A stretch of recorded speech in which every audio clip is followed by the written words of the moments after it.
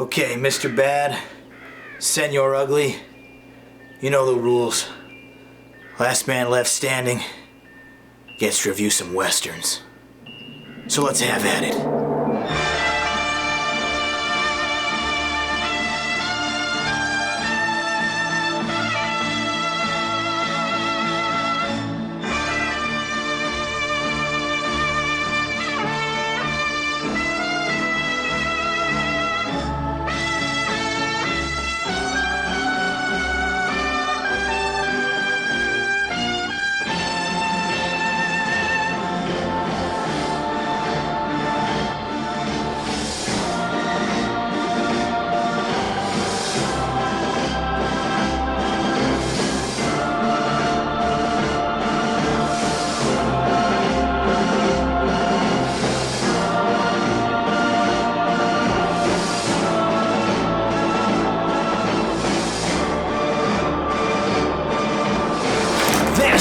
Is movie night.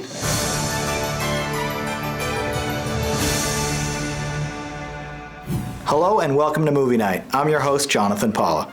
Besides looking at a few comedies from this genre a couple seasons ago, tonight's episode is the first time we've reviewed proper westerns here on the show. But there's no time like the present, so let's take a long overdue look at some of its classics, beginning with the oldest of the bunch, Stagecoach. One memorable ride.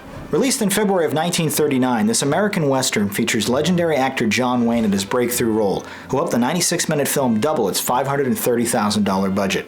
In 1880, 9 strangers board a cramped stagecoach as it travels through hostile Indian territory while learning something about each other along the way. Having done over a decade of work in smaller roles and smaller productions, Stagecoach is, incredibly, Wayne's 80th film appearance.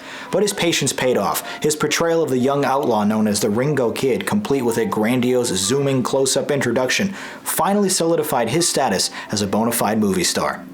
Explaining his decision to fight against impossible odds to defend his honor, he sternly declares, "Well, there are some things a man just can't run away from."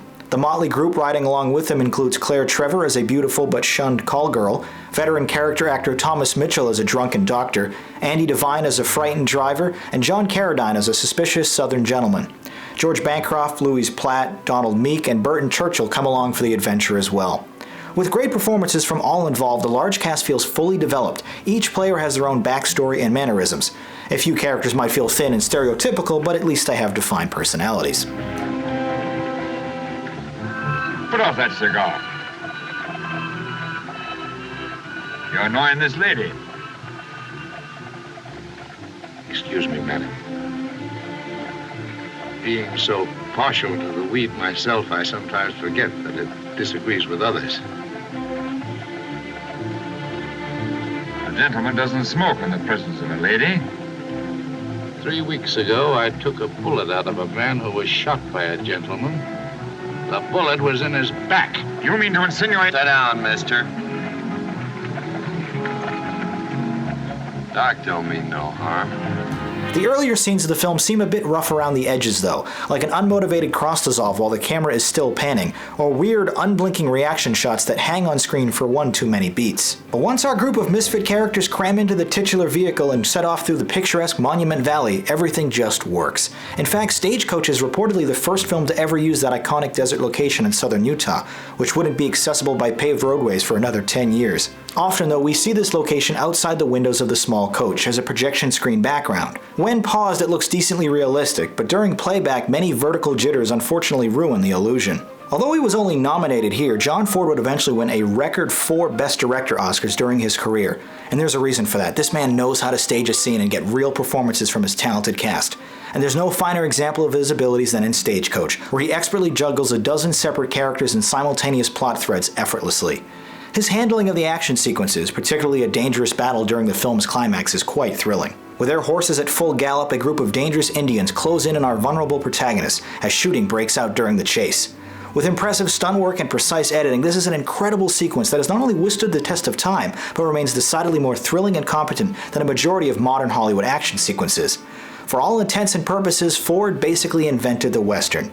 Sure, the genre existed before his decades-long career, but it's scenes like this one, combined with his accessible themes of redemption and love, that made his fiction so successful. A great place to start for anyone looking to get into the Western genre, and certainly required viewing for all fans of the Duke. Stagecoach is an entertaining adventure through the Old West with unique characters. I think it's a great film. Next up, my review of High Noon. Filled with morals and allegories, but not much entertainment. Produced on a budget of $730,000, this Fred Zinnemann Western was a huge success following its summer 1952 release, scoring 4 Academy Awards, actor, editing, music, and song, as well as $12 million at the box office. Just minutes after marrying and retiring from his deputies as marshal in a small frontier town, Gary Cooper is reluctantly compelled to face a returning threat, but he finds his community unwilling to help him. The failure of these townsfolk to help one of their own was intended as an allegory of Hollywood not standing up to Senator Joseph McCarthy's communist witch hunt in the early 1950s. The parallel is exemplified when a recruited deputy cowardly backs out of his pledge to help Cooper, afraid to take on the dangerous criminals without more help. Do you want out, Herb? Well, it isn't that I want out, no. You see, look, I'll tell you the truth. I didn't figure on anything like this, Will. Neither did I. I volunteered. You know I did. You didn't have to come to me. I was ready. Sure, I'm ready now. But this is different, Will. This ain't like what you said it was going to be. This is just plain committing suicide. And for what? Why me? I'm no lawman. I just live here. I got nothing personal against nobody. I got no stake in this. I guess not.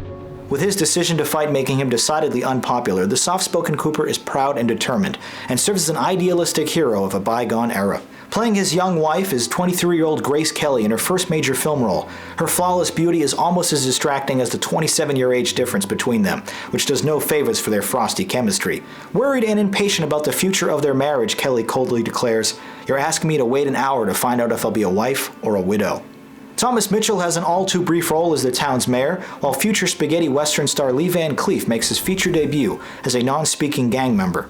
Lloyd Bridges is a fine actor, but since I'm more familiar with his goofy parody work in films like Airplane and Hot Shots, it's definitely hard to take him seriously in roles like this.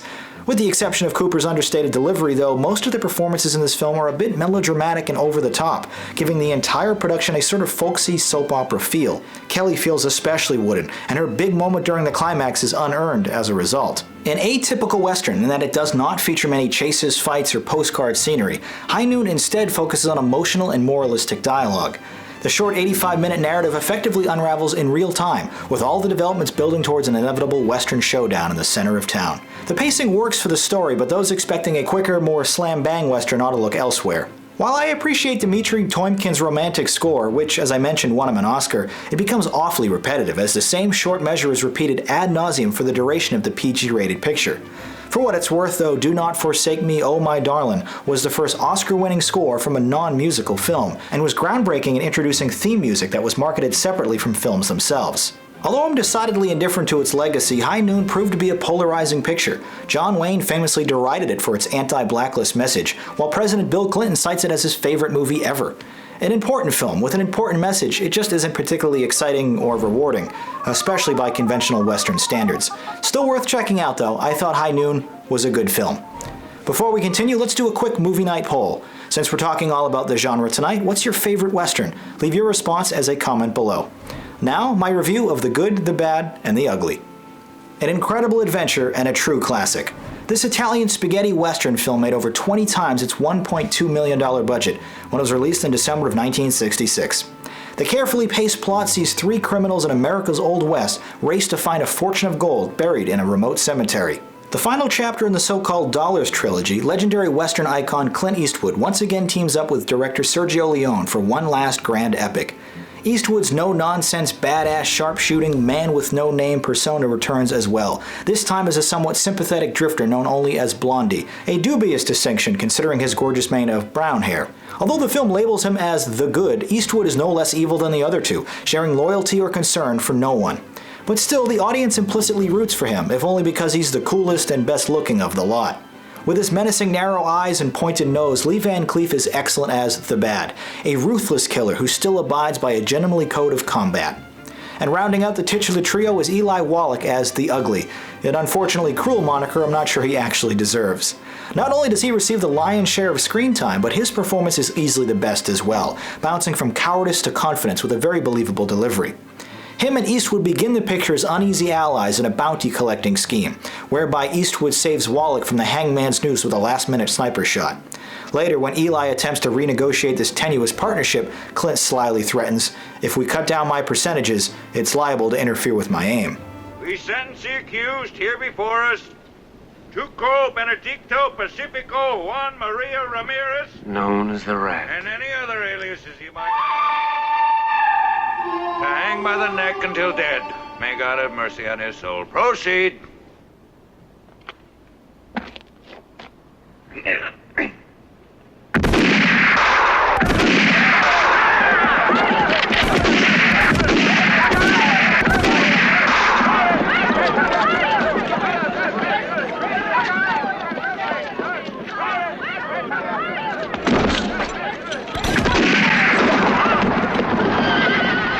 Rife with symbolic imagery and beautiful scenery, The Good, the Bad, and the Ugly is both a love letter to classic westerns as well as one of the genre's crowning achievements. And while the sprawling mountains of the Spanish countryside are a generally poor substitute for the Old West, the locations here are still impressive and majestic. The composition and framing all look decidedly modern too, making excellent use of the wide anamorphic frame and frequently punching in for fierce close-ups, which all go great with the quick and inventive editing. Ashamedly, I had never seen this picture before this week, so when Italian composer Ennio Morricone finally won an Academy Award for his score to 2015's The Hateful Eight earlier this year, I didn't really agree with the selection. But now I understand. It's an obvious makeup award for his incredible work of decades past, because despite some extremely memorable anthems in this picture, The Good and the Bad and the Ugly wasn't nominated for a single Oscar. In fact, rated 9th all time, it's the highest rated movie on IMDb without one. And talk about being robbed, because holy shit, the score is something else. Powerful, goosebump-inducing music that figuratively knocked my socks off. The instantly recognizable title theme, as well as the climactic track The Ecstasy of Gold, are more than befitting this legendary period in American history. Bombastic orchestration that loudly swells during the picture's most intense moments and standoffs. As floored as I was by this cinematic adventure, it is not without its faults. At 2 hours and 41 minutes, it's definitely much longer than the thin story can support. A lengthy detour into a big-scale Civil War battle is undeniably impressive. A huge set piece involving an imploded bridge actually had to be shot twice, but it completely stalls the momentum of the picture. And while I appreciate how influential and accomplished Leone was, especially in reinvigorating the Western genre, the mix of spoken English and dubbed Italian is definitely distracting. With plenty of twists, turns, and action, this is a unique journey through the American Civil War, the best spaghetti Western ever made, and a captivating experience. And here's what you had to say about it.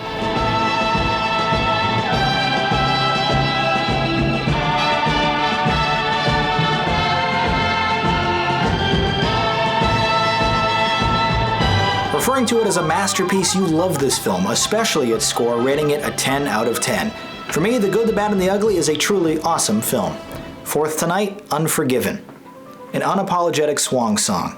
Released in August of 1992, this R-rated film, written by David Webb Peoples, would be the last Western for director and star Clint Eastwood. The $14 million production took home almost $160 million in proceeds and won 4 of its 9 Academy Award nominations, including the top prize of Best Picture, making one of only 3 Westerns to hold such an honor. The R-rated narrative follows Eastwood, a retired gunslinger in America's frontier, who reluctantly takes on one last bounty with the help of an old friend and an eager greenhorn. Clint is fantastic in the lead role, but the man with no name this isn't, as we're introduced to him face down in a muddy pigsty. Rusty but determined, he sets out against his better judgment to regain a sense of purpose. She knew me back then. She knew what a no-good son of a bitch I was. She just ain't allowing that I've changed. She don't realize I ain't like that no more. Well, you know, Will. I ain't the same, Ned. Claudia, she straightened me up. Cleared me of drinking whiskey and all. Just because we're going on this killing, that don't mean I'm going to go back to being the way I was. I just need the money. Get a new start for them youngsters. Yeah. Morgan Freeman is the pragmatic voice of reason as his friendly partner. James Woolvett mixes enthusiasm with fear as the young, nearsighted sidekick, while Richard Harris is an Englishman whose villainous reputation precedes him. The standout performer, though, is undoubtedly Gene Hackman, who won an Oscar for his supporting role as a deceptively ruthless and narrow-minded lawman. One of the cardinal rules of cinema is show, don't tell, but sometimes having a character monologue a long story can be just as effective, like a scene where Hackman acts out a confrontation he witnessed involving a man he insultingly refers to as the Duck of Death. The energy and authenticity he brings to the role is unmatched, even by the talented people around him. On that note, the caliber of players, depth of story, scale of the sets, and realism of the costumes all lend this movie a true sense of legitimacy. The quieter and understated atmosphere is photographed with a steady anamorphic frame, filled with majestic landscapes and a muted color palette. A sober look at the entire genre of westerns, the 128-minute narrative is rife with ironies and ambiguity. This is a dark and moralistic fable that deconstructs the complicated truths and legendary myths about the Old West, and in doing so effectively strips away the glorification of violence. As Eastwood depressingly remembers, it's a hell of a thing killing a man. You take away all he's got and all he's ever gonna have. The slower paced and downplayed action prevents this movie from being a more rewatchable and purely entertaining film, but it's still a meaningful one, especially in the pantheon of Eastwood's long and respected career. Required viewing for Western fans, Unforgiven is an unflinching look at Western tropes, with powerful performances. I thought it was great. Finally tonight, the newest film in this genre, The Duel. A slow-burning frontier mystery. This Kieran Darcy Smith Western drama was published across video-on-demand platforms on June 24, 2016. One of the most liked unmade scripts of 2009, the 110-minute narrative sees a Texas Ranger investigating a series of unexplained deaths in a small western town. With a surprisingly convincing American accent, Liam Hemsworth is excellent in the lead role, unafraid to defend his honor or speak his mind. Woody Harrelson is equally convincing as the enigmatic cult-like leader of this deceptively perfect town, who is described by one onlooker as trickier than the devil in the shade. Alice Braga is kind and forgiving as Hemsworth's dutiful wife, but finds herself susceptible to the charms of Harrelson. Emery Cohen is Woody's cocky son, William Sadler portrays the governor of Texas, with Raphael Sparge featured as the town doctor. As the title would suggest though, this really is a two-picture show, with the best moments coming between our, pardon the pun, dual leads. The former Hunger Games co-stars are fabulous, sparring against each other. Their polite conversations withhold mutual contempt just below the surface, as each man attempts to read between the lines to decipher his adversary's true intentions. Something more you feel the need to ask me, Sheriff Locke?